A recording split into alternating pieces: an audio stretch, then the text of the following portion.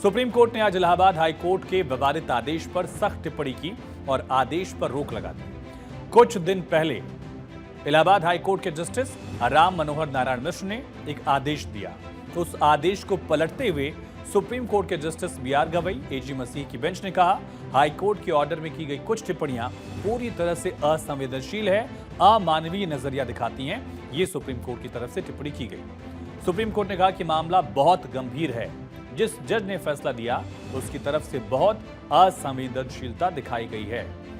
Supreme court ने टिप्पणी की, हमें कहते हुए बहुत दुख है कि फैसला लिखने वालों में संवेदनशीलता की पूरी तरह कमी है। सुप्रीम कोर्ट ने हाई कोर्ट के आदेश पर स्वतः संज्ञान लिया। काफी विवाद इस पर हुआ था। कई सांसदों ने, कई वकीलों ने, सीनियर वकीलों ने हाई कोर्ट के फैसले पर विरोध जाहिर किया था।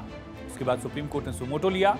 केंद्र सरकार, यूपी सरकार, अन्य पक्षों को नोटिस जारी कर उनसे जवाब दाखिल करने को कहा है।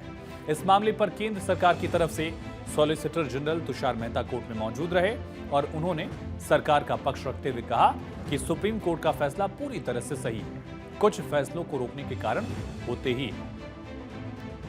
दरअसल एक दिन पहले यानी मंगलवार को सुप्रीम कोर्ट ने हाईकोर्ट के फैसले पर खुद सुनवाई करने का फैसला किया था, सुमोटो लिया।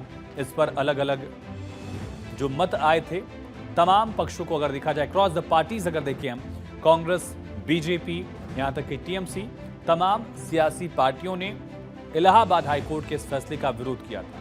लेकिन फैसला क्या था, फैसले पर विरोध क्यों हुआ और सुप्रीम कोर्ट को सुमोटो क्यों लेना पड़ा, अब आप इसको समझिए।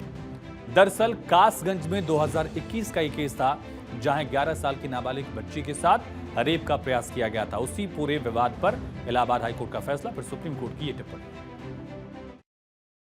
यूपी के कासगंज में नाबालिग लड़की से रेप की कोशिश के मामले में सुप्रीम कोर्ट ने इलाहाबाद हाई कोर्ट के विवादित फैसले के हिस्सों पर रोक लगा दी है।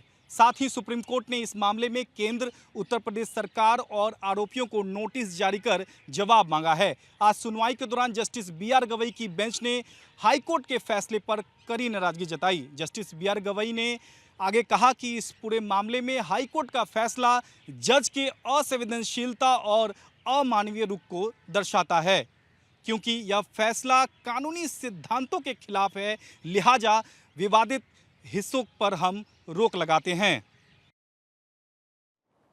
एक दिन पहले यानी मंगलवार को सुप्रीम कोर्ट ने हाईकोर्ट के फैसले पर खुद सुनवाई का फैसला किया था।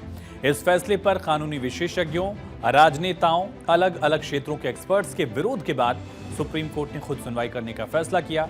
हालांकि पहले इसी केस पर दायर एक याचिका पर सुनवाई से सुप्रीम कोर्ट ने इनकार भी किया था। इस याचिका में जजमेंट के इन्हीं विवादित हिस्सों को हटाने की मांग की। आपको बताते हैं कि इलाहाबाद हाईकोर्ट के जज ने आदेश क्या दिया था, इस समझिए। इलाहाबाद हाईकोर्ट के जस्टिस राम मनोहर नारायण मिश्रा की बेंच का ही फैसला था। उसमें लिखा गया कि पीड़िता के प्राइवेट पार्ट छूना, कपड़े की डोरी तोड़ना रेप नहीं है। इससे रेप या रेप की कोशिश के मामले में भी गिना नहीं जा सकता है। उन्होंने कहा कि मामला गंभीर यौन हमले के तहत आता है।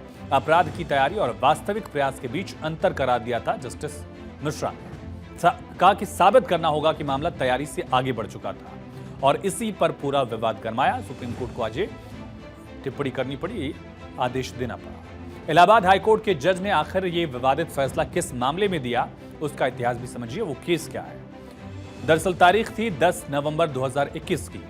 एक लड़की की मां ने आरोप लगाया कि कासगंज में 14 वर्षीय उसकी जब बेटी देवरानी के साथ लौट रही थी तो आरोपी पवन, आकाश और अशोक, ये तीनों बाइक पर रास्ते में मिले।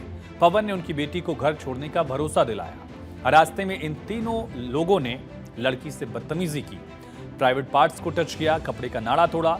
रास्ते से गुजर रहे लोगों के रोकने पर आरोपियों ने बंदूक दिखाई, असलाह दिखाया। पीड़ित परिवार थाने भी गया, शिकायत की, पुलिस ने कोई कार्रवाई ही नहीं की। मामला कासगंज की विशेष कोर्ट पहुंचा।